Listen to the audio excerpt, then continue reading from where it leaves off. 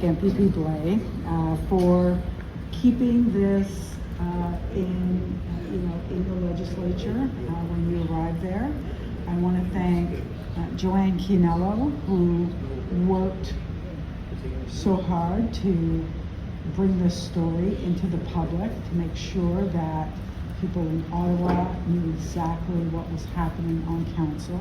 I want to thank the government for bringing this bill and allowing us to travel through the province and have these discussions so that in the end we can do what's absolutely best. For the very reason that someone like you, another assistant somewhere, another young woman somewhere will not have to endure what you did, but at the very least there will be serious consequences for it. So it has been a difficult day. I'm sure it's been for you as well to sit here and listen.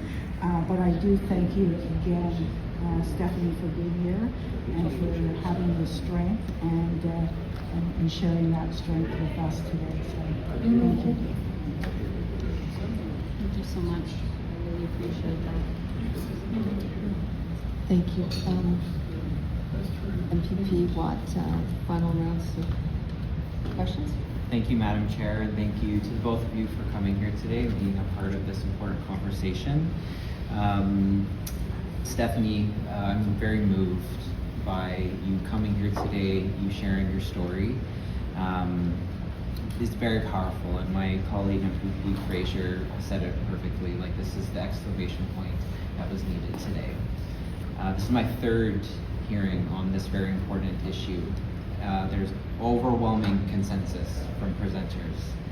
The super majority of them would like to see that final piece of accountability changed, to remove it from the politicians where it could be politicized or subjective, it could be biased, to an independent judge. There absolutely will be amendments put forward next month.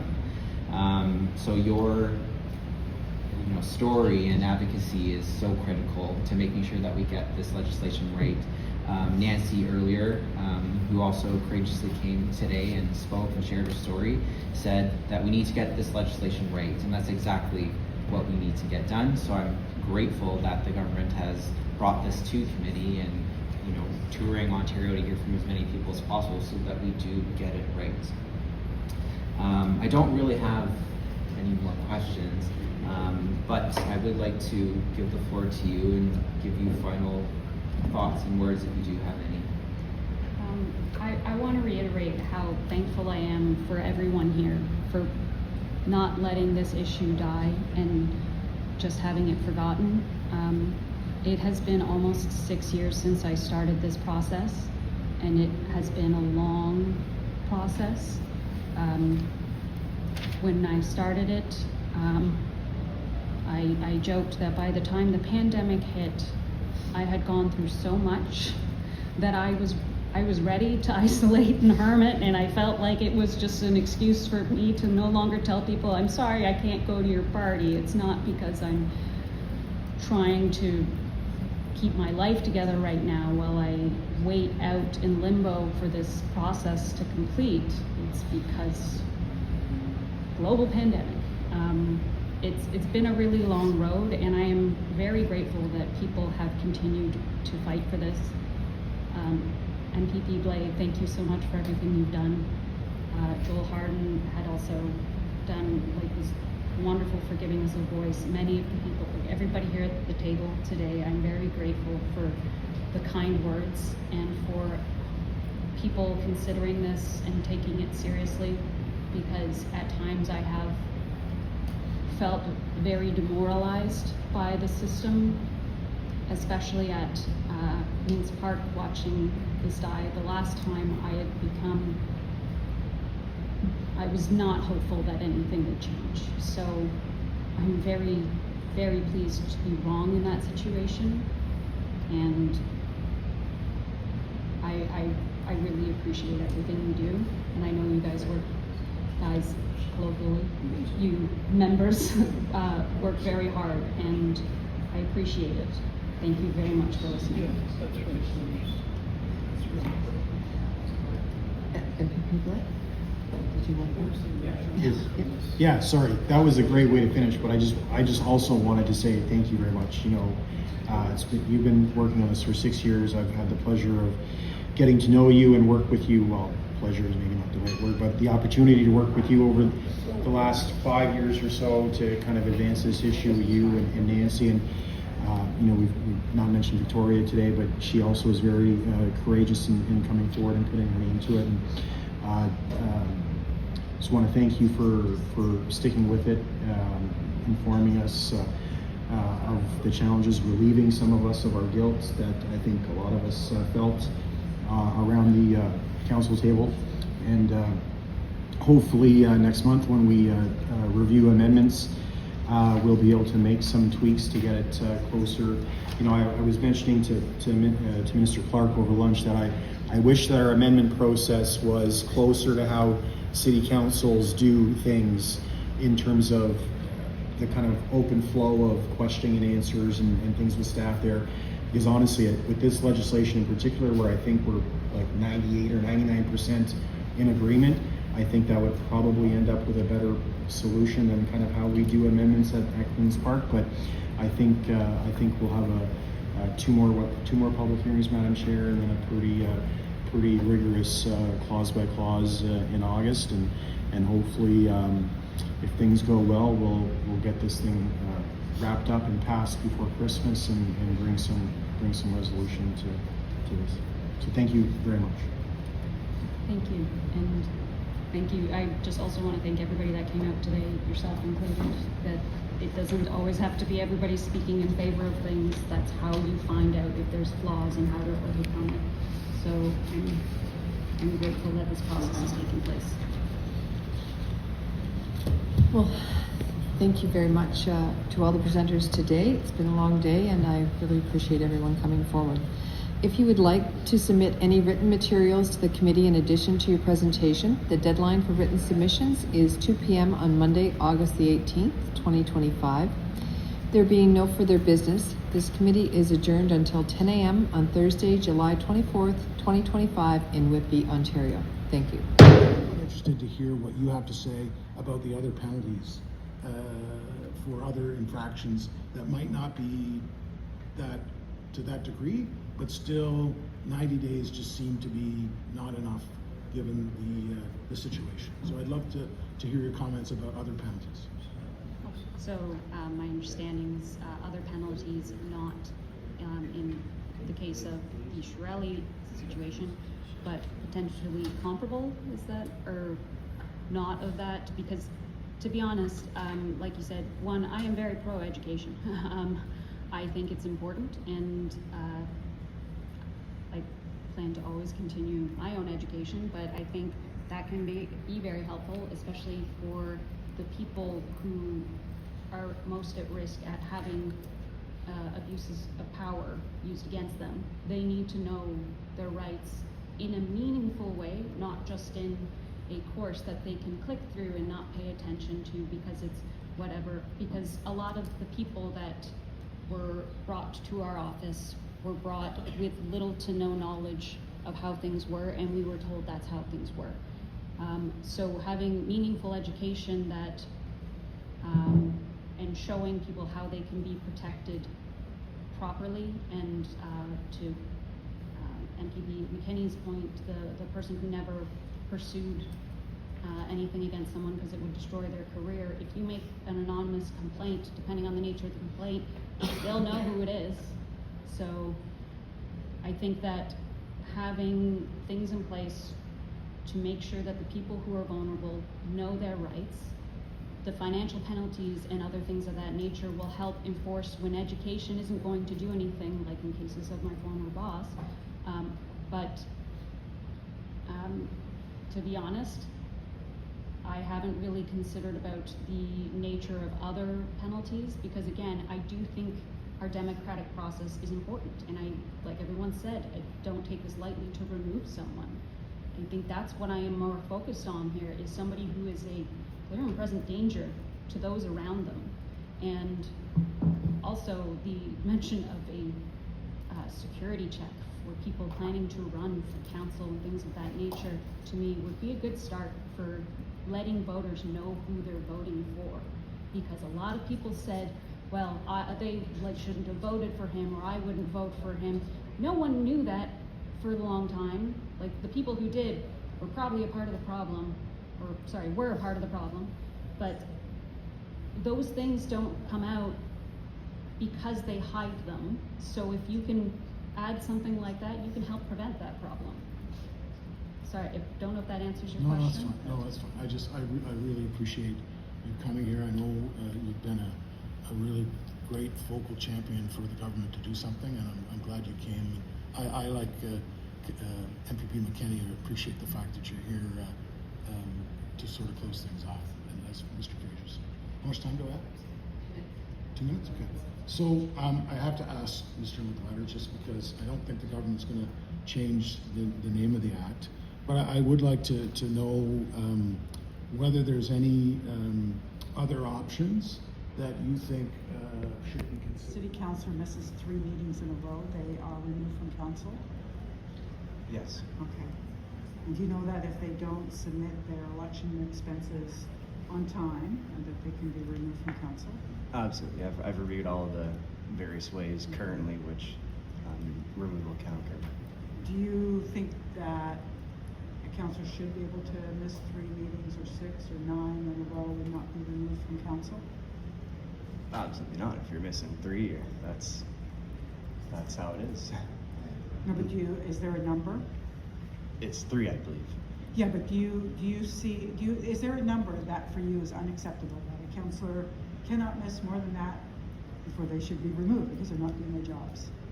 Unless there's a legitimate reason why, whether it's it's been approved by council. Yeah. Yeah. If there's a legitimate reason, then and council is being aware of it, then it could be longer. But there is as far as you're concerned, there's a certain number of meetings, like you just can't go the whole term. For That's sure, it. yeah. I mean, if it's you're gone for 3 years, no, yeah. I'm sure that would be a conversation that would be held between that individual and the council and the wider community, like what the limits to that Thank- would kind of be. Thank you. We're out of time for this round. For the third party, MPP Fraser. Thank you very much, Ms. Dobbs, for your presentation and for your courage, and for putting things in context in terms of your gratitude. And so I like, to paint a picture of things just for all of us in the room, colleagues, is that the complainants, we could not put them at the end of the table. We would have to add 2 more chairs. 6 complainants. Now, if there was every woman that was affected by the 20 years of Rick Shirelli's tenure, we'd need 2 more tables like this with all the chairs that you see. And to think that might come down to a vote that simply by the non-participation of 1 of 23 people could have had a different result is unconscionable. It's not right that we're doing that in this bill, that we're looking for a unanimous vote. This is something that needs to be taken out of the hands of politicians and put to a judge. In any workplace in this land, we have a responsibility for how we treat each other. Those are the laws. And if we can't apply those laws, we're not special. I know we like to think we are, but we're not. And so I think when we look at what we're trying to do here, and I know this has been going around the table, and I thank you very much for reiterating that. I think to not do that in this bill would be a disservice to you, to the 6 women who came forward, and to the other 2 tables. So we have to somehow discern how we treat our workplaces as any other workplace. And that's not to leave us responsible to doing that. I do believe there are rules of codes of conduct I was involved in code of conduct for the MPPs back in 2018. And I remember one of my colleagues who was working on that said, well, we're different environment. Like we do this stuff. Like we harass each other. It's like, hey, no, we don't. No, we don't. It's not like there's no rules. There are rules of like decency and not harassing people. And so, I know it's not much of a question, but I think that I'm glad that you're here right at the end of the day. Because you put an exclamation point on what it is we need to do with this bill. And I'll let you answer the question. I'm sure you're going to say yes. It's like we need to take it out of the politicians' hands, Oh, absolutely. and we need to apply workplace safety. That's simple. There's other pieces, and I respectfully, I understand what you're saying in the context of what you're saying. I do believe that there are rules, and they should be applied in a fair way outside of Mr. Winkler, I should say, outside of politicians deciding what to be politicians.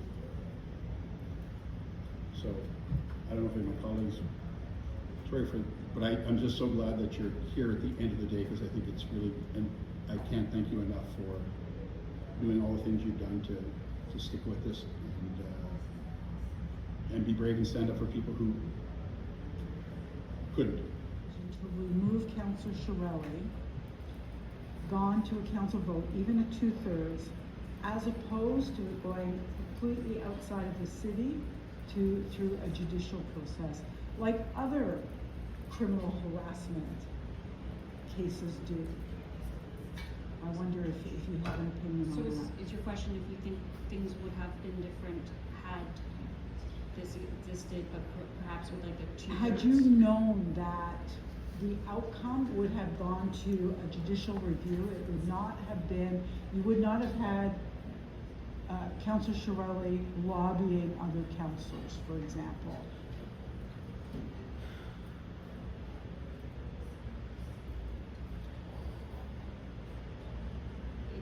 It's very hard for me to.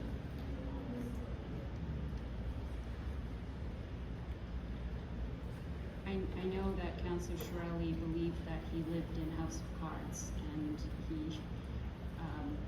he was constantly trying to accumulate blackmail and dirt on people, myself included. When he hired me, he tried to get me to provide information that he's under the guise of being able to protect me at an election if something came forward. So I disclosed about one of the reasons I had left the previous job was because of an assault that had happened, which was something that not even any of my family had known at the time. So I don't know.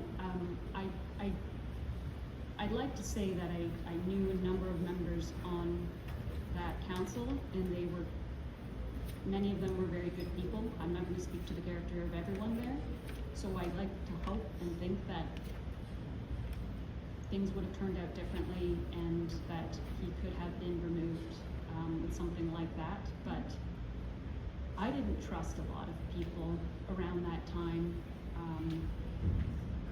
And I don't think that would have been very comforting especially if I knew that the result was either him leaving or having nothing happen to him, having no penalty. We have all mentioned several times today. I went through the process to file a complaint. I spent hours recounting details of awful events in writing and again in several interviews. I did everything asked of me, including avoiding discussing the investigation until it concluded over a year later. When all was said and done, my former employer received a 90-day pay cut, but kept his job. I know that for most of you, this is not new information to you. You're aware of the problem, which is why we're all here today. But I want to tell you something you might not know. I am so lucky. I am so lucky that when I needed it, I had the support of friends and family, and I knew how to ask for help. I am so lucky that I used to own a house because selling it allowed me to leave that job and return to school. I am so lucky that through school, I was able to access life-saving medications and counseling, resources that remain inaccessible to so many other victims. I am so lucky that my abuser had become so bold and so sloppy over the years that the mountain of evidence supporting my claims meant the majority of the public was on my side. The harassment and bullying that I experienced was relatively minimal, but not non-existent. Had he been more careful, more charming, more well-liked, I can guarantee my experience would have been drastically different. I am so lucky because for the most part, I was believed. But I still never saw justice or accountability. As this legislation currently stands, which again, I am very grateful for, I am doubtful of its ability to provide meaningful change. Having the final decision returned to be voted on at a council is frankly ludicrous. Councillors were not elected to be judge and jury for their peers, especially not when it can involve sensitive and serious subject matter. The argument that a judge shouldn't have the power to remove a councillor doesn't hold up when they already do in cases of financial impropriety and conflict of interest. It just sends the message that financial misconduct is taken more seriously than human rights violations and abuse, which respectfully is hard to argue with given how hard previous versions of this legislation have been fought. The question has been posed that had this legislation existed previously, would my former employer have been able to have been removed? I would like to think so. But for anyone who's familiar with the Integrity Commissioner reports, you would know my former employer had a fascination with obtaining leverage over his fellow council colleagues.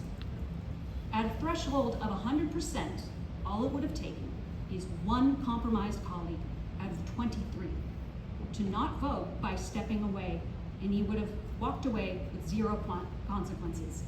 And equating that to voting unanimously on a pay reduction is a false equivalency, respectfully. Putting this decision back within council creates the opportunity to turn serious and sensitive subject matters into a political spectacle and will likely force victims to be re-traumatized in the process. Victims like myself could continue to feel the pressure to go public in order to lend legitimacy to their cases, to appeal to the public by putting their own trauma on display in the hopes that it increases public visibility and puts pressure on council to act with integrity. This puts a horrendous onus on victims that they may not be equipped to handle, which brings me to my last point. I am so lucky because I'm still here. Because for all the ways that I have been so lucky, I cannot and will not forget those who did not share my good fortune. And I will keep fighting so that one day you won't have to be so lucky to receive a second-rate version of justice like I did. Thank you. And I think it would be a lot better if there was more like local discretion, and if potentially the ministry could instead establish what they would expect in those code of conduct, like a sort of a framework, the code of conduct. Croyez-vous que si les changements ne changent pas, si ça reste unanime, que ça répond à qu'est-ce que vous avez témoigné, puis aussi vous faire avancer les femmes en municipalité ou dans d'autres politiques, pour tout dire, on veut plus de femmes que ça soit provincial, municipal, fédéral, on veut qu'on ait plus de représentation féminine dans tous les aspects politiques. C'est leur place. Mais j'aimerais vous entendre sur ce point-là. Si on n'a pas de changement pour les municipales, croyez-vous que le gouvernement va répondre aux besoins, le travail qu'ils veulent faire, va-t-il répondre aux besoins, le travail qu'on fait aujourd'hui pour essayer d'attirer des femmes dans le domaine municipal? Through you, Madam Chair. Merci pour la question, Monsieur Bourgoin. I can say that comme le projet de loi se présente aujourd'hui, threshold of unanimity would make it incredibly difficult for a victim to come forward. In its current form, and even if it's just tinkered with. There should be one strict, strong ethics law for all municipal councilors and their staff who play a big role in decision making across the entire province, and the provincial integrity commissioners should be empowered and required to investigate and rule publicly on all complaints or situations that they become aware of, and to penalize all violators with appeals to the courts allowed, which again is similar to the system in place for enforcing the Freedom of Information and Privacy and Open Meeting law that applies to all municipalities because they're provincial laws. If they make a decision that a majority of council doesn't like. And even worse, to allow the councillors to decide whether or not to penalize any councillor found to have violated the code. I mean, this is simply a ridiculous system. Bill 9 proposes to empower the cabinet to establish one ethics code for all municipalities, but does not require that to happen. And that's a huge mistake. Committee to amend the bill in key ways to make the municipal political ethics standards and enforcement system independent and effective. Currently, the system is full of conflicts of interest. There has to be some flexibility with these people, and also bearing in mind, and I'm not the one to say this, really the municipal people should be saying it themselves, they are creatures of the province. The province should not be allowed to unload a responsibility which is in excess of the capabilities and the capacity of municipalities to handle. So the province has to help them here. And my suggestion was, if you use the secretariat model with tribunal members of that secretariat, then you begin to know who are the integrity commissioners of this province, and can we move one from Kapuskasing to Cochrane? Can you move one from Brockville to Gananoque? And that's the thing that I think is very important here, is that the citizens realize you're not a second-class citizen in this province just because you have issues at the municipal level. Not everything is economic development here and building roadways. So I would see that as the kind of thing that the province really should be turning its mind to, is how do we help municipalities? My little town has 500 people in it, where I used to live. They've got 6 councillors. I think half of them are married to each other. So, I mean, with all due respect and not being unkind, I mean, that's just the way that it is. So there's some real difficulties in trying to expect an integrity commission to handle all the complexities that are available. You need some flexibility. 60 seconds, last minute. I'm not sure that I fully agree, but I do accept the explanation. I had another question also, Doctor. You talked about the perception of conflict of interest rules, taking this out of the Ministry of Municipal Affairs, and the Secretariat is what I'm referring to. So taking it out of Municipal Affairs and housing that with the Attorney General. Can you just explain how you perceive conflict of interest within municipal affairs for a secretariat? Yes. Well, as I would say it, and I'll try to be as quick as I can. The Premier of the province, hypothetically, likes a mayor. He's going to get along well with that city. He doesn't like the mayor. It could be perceived by the public that he screwed our town because he doesn't like the mayor or he doesn't like a councillor. And I think politicians are seen by the public as frequently being in a partisan conflict of interest. It's rare that you see them all pulling in the oars on the same way. As you know, Carney did it, and Ford did it, and then there's another premier who doesn't do it. So in this case here, it struck me that if there was a secretariat, things are relatively confined, they're relatively constrained, you know where to go, you know who to see, you know who's not engaged.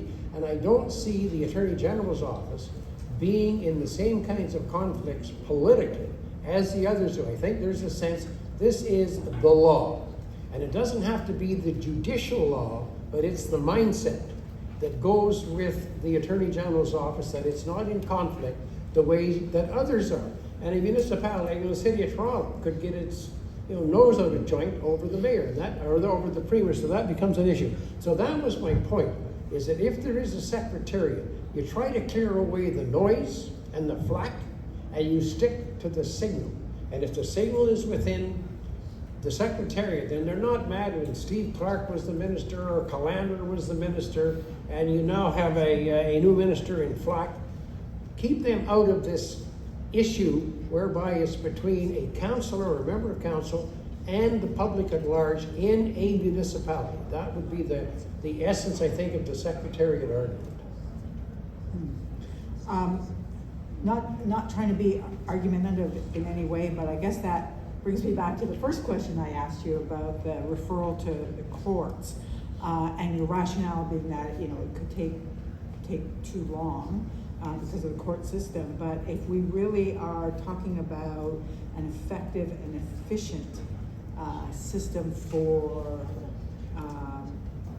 bringing cases forward, deciding on them, and then deciding what the outcome will be, I would have to think then that if we're concerned about conflict of interest within municipal affairs and possibly Attorney General, it's still very political. It's still politicians deciding who they may or may not like. I guess I'm going back to a judicial process and it being ideal. I don't know if you want to comment on that or you just want to. Well, I don't think it's as difficult as it might be seen by some. The Secretary, in effect, has one ball in the air, and that's this one. The court has all kinds of. The court is not going to maintain a website. Somebody's going to have to do it. So now you're getting a second opinion as to what did you say, what do you think he said, what do you think they heard, what are his precedents that he's looked at. How many precedents would a judge look at in Kappas Casey? Whereas the Secretariat maintains the website, you get a track record of who said what, how was the complaint heard, so what are the precedents that are maintained by the Secretariat. So that was what I saw as the basis of a Secretariat being very important, is it's an informed dialogue that's shared by all of those who have this particular interest, whereby the courts, they have all kinds of them, and there's nobody going to maintain a website. So you're getting a secondary opinion as to what you think they said during the court hearing. So that's my preference. Thank you. A minute and a half. A minute and a half. What I tried to do in my comments is I tried to separate the noise from the signal. And when I went through Bill 9, I saw what I perceived as noise, one of which is unanimity. As a professor, nobody got 100%, never. Okay, so I wanted to separate the noise from the signal for the public. What do they see in it? And the comments that I made were actually designed that way, as somebody who was a community activist, participated in all kinds of hearings, did a couple of complaints, contributed to the consultation on strengthening politicians' accountability back when Steve Clark was the minister, and then again to Calandra, and found that some things did not happen as quickly as I thought they should, and I dealt with a lot of communities. So that really was my point, is that I think there's some noise in the bill that does not have to be there. And the way to look at it is that signal for the citizens. And if you can't say with unanimity, this is a signal for citizens, take it out. Oh, geez. Thank you. Yeah, Thank just you, go across. Keith Fraser. You have 50 seconds, so. 30 seconds. Using another standard would be perfect. There are lots out there, including the Police Services Act. So there are lots that the Ontario government can pull on for definitions. Yes, well, within the university environment, we do grading all the time, from the best to the worst, so to speak. And I think that in this case here, and I'd have to disagree slightly with the word common sense, because common sense is based on everyday experience. And if you don't have that, there's no common sense. So common sense is not really a particularly reliable indicator of who's done something that's really bad, and it's affected an awful lot of people. And then there's the citizens' perception. And I think, again, so we're all there for them, what would the citizens think of it? You have 2 seconds if you want. Assignations. And so I'm still trying to wrap my head around how we got to unanimous. I don't know anywhere else in our society that we do something in that way, and caucuses don't operate that way, and so the Supreme Court doesn't operate that way. But my question is actually more towards what we define as something that is an offense. And in particular, we've been talking about workplace safety today. That's been a big portion of how this whole issue came up. My next question will be for Councillor Earl. Again, unanimous support from the entire council. In your current, you've been in there for over 30 years now, so you have lots of experience here. Would you trust your colleagues to vote on something this important to be 100% objective and 100% unbiased?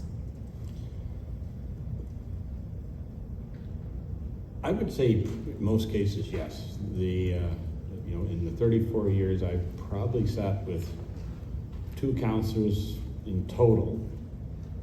That's 10 councils I've been on, that I would have some suspect of integrity and stuff. But for the most part, there's the people that get elected, the public usually make pretty good choices.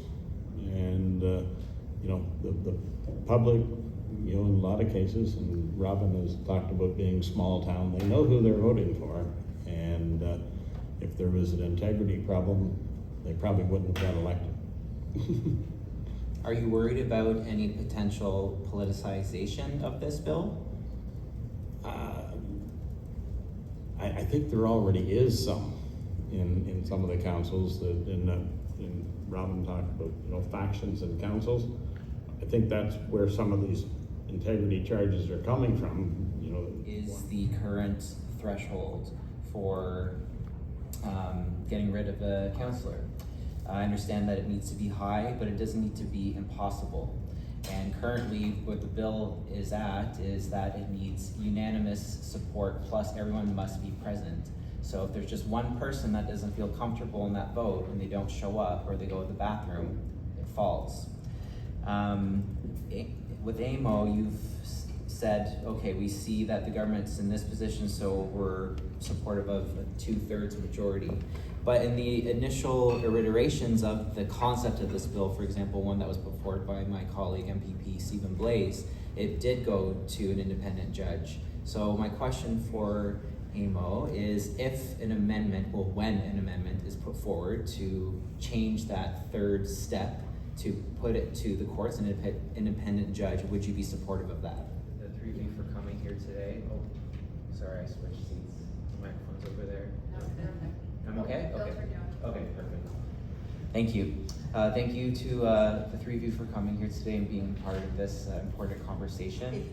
Are you suggesting that the judicial process not be used simply because of the delays in the court system? This is my 45 seconds. I mean, as 3 of the big E's in governance are effectiveness, doing the right things, efficiency, doing the right things in the right ways, and is it expeditious?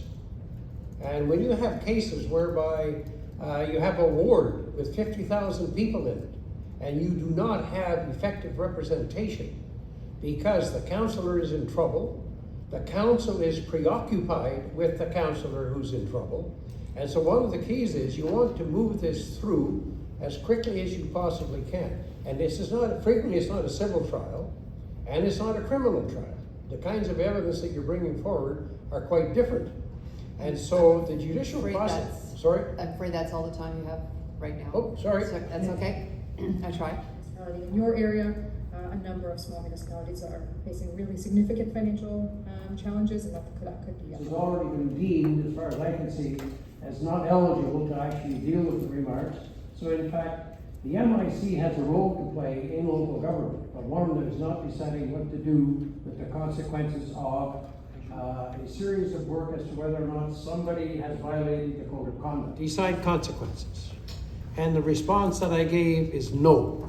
And what I did in large measure is the form of a content analysis that goes back a long period of time. And the answer to that one was no. And the primary reason is that members of council are automatically in a conflict of interest. And I'm cautiously optimistic.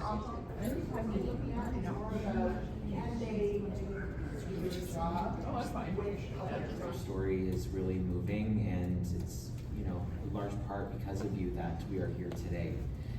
Your advocacy and story goes beyond this bill as well. I know that it has impacted many victims and people in workplaces, within politics and outside. So just thank you for all that you do. Something I want to address that has come up several times today, particularly from Nancy and Joanne, is the concern of vague terminology within this bill. Referencing 160.0.1, some of the wording here, so the Integrity Commissioner can make the recommendations if the following criteria is met. The contravention is of a serious nature. The member's conduct that is the subject of this inquiry has resulted in harm to the health, safety, or well-being of any person. These terms, in my opinion, are up to subjective interpretation. Would you like to, I'll ask all three, I'll start with Nancy. Would you like to see more specific definitions of these terms in this bill? You have 1 minute left.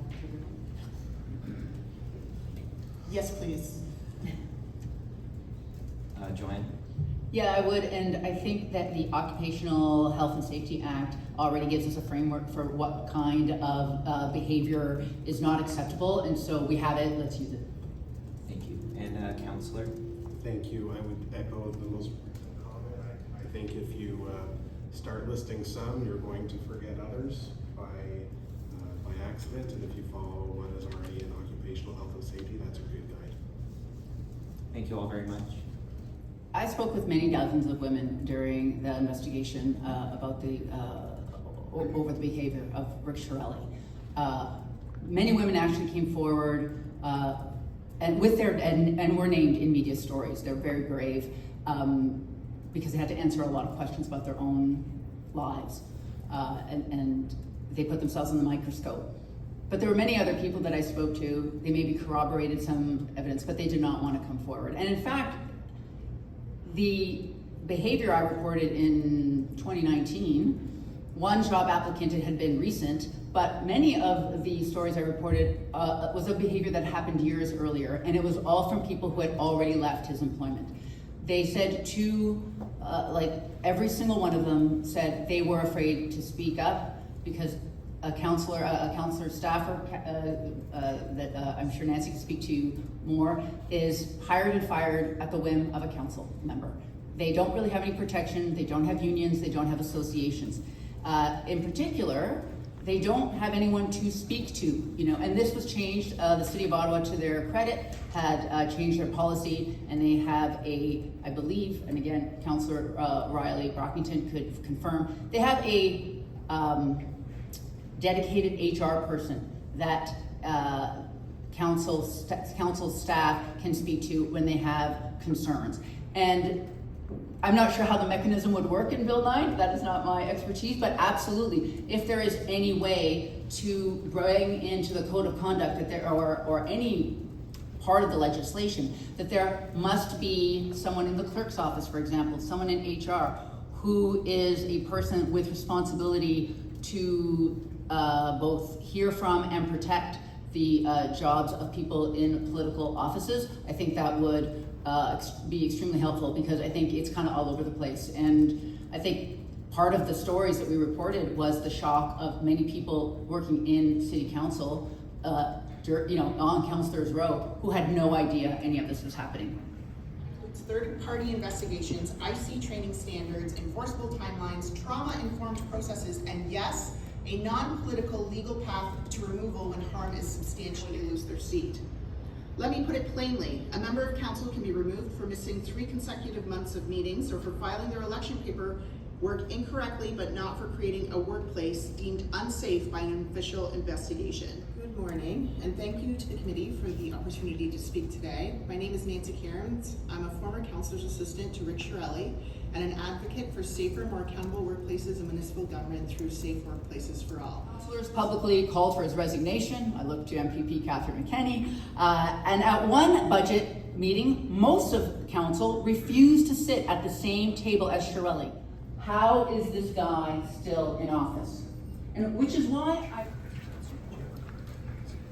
requested a requirement for councillors and the mayor to publicly disclose personal relationships with city staff.